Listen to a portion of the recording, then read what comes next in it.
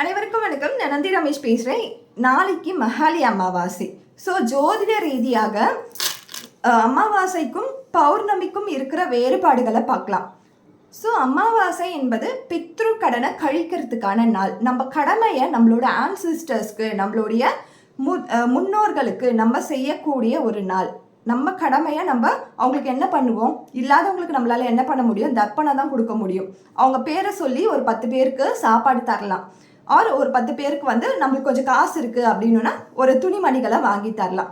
இதெல்லாம் நம்மளோட கடமை அப்படின்னு நினச்சிட்டு இருக்கோம். ஆனால் அப்படி கிடையாது. நம்மளுடைய அடுத்த ஜென்ரேஷன்ஸ் இந்த உலகத்தில் இன்னும் சிறப்பாக, இன்னும் எல்லா விதமான வசதிகளோட வாய்ப்புகளோட நம்ம வாழ வைக்கணும்னு நினச்சானா நம்ம கடமைகளை நம்ம சிறப்பாக செஞ்சிடணும். இதில் இது தப்பு அது சரி அப்படின்ற டிஃப்ரென்ஸ் ஆஃப் ஒப்பீனியன்ஸ் இருக்கும். ஆனால் இது பித்ரு கடன் தான் சொல்லியிருக்காங்க, நம்ம கடமை அது. ஸோ அதை பண்ணிடுறது ரொம்ப நல்லது. அதே மாதிரி பௌர்ணமி என்பது கடவுள்களுக்கான நாள்.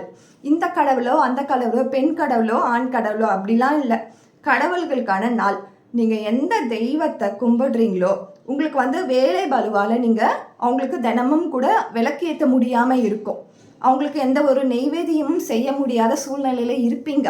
அப்படின்னு இருக்கும் பொழுது இந்த பௌர்ணமி அன்று நீங்கள் அவங்களுக்கு ஒரு சின்னதாக ஒரு விளக்கேற்றி ஒரு சின்னதாக நெய்வேதியம் நீங்கள் சமைச்சிருக்கணும்னு கூட அவசியம் கிடையாது. நம்ம கிச்சனில் இருக்க ஒரு சுகரை கொண்டு போய் கூட நீங்கள் வைக்கலாம். உங்களால் இயன்ற எதையோ ஒன்று வச்சு நீங்கள் கூப்பிடுங்க உங்கள் தெய்வத்தை. என் கூட இருங்க, எங்கள் குடும்பத்தை இன்னும் சிறப்பாக வழி நடத்துங்க, என்னை இருக்கிற நெகட்டிவிட்டியிலேருந்து எங்களுடைய ஃபேமிலியை, இந்த உலகத்தை காத்துக்கோங்க அப்படின்னு நீங்கள் கூப்பிடும்பொழுது கண்டிப்பாக அவங்க இறங்கி வந்துடுவாங்க. கடவுள்கள் அன்புக்கு மட்டும்தான் கீழ்ப்படிவாங்களே கண்டி நம்ம வைக்கிற நெய்வேதியங்களுக்கெல்லாம் கிடையாது. ஸோ உங்களால் எப்பயுமே செய்ய முடியலன்னா கூட இந்த நாளில் நம்ம செஞ்சு அந்த கடனை தீர்த்துக்கலாம். கடவுளுக்கு நம்ம செய்யக்கூடிய அந்த கடமையை தீர்த்துக்கலாம். ஸோ இதுக்கான டிஃப்ரென்ஸ் இதுதான். ஜோதிடத்துலேயும் இதுதான் சொல்லியிருக்காங்க. Thank you so much. வேறு ஏதாவது டவுட் இருந்தால் கேளுங்க, நம்ம பார்க்கலாம்.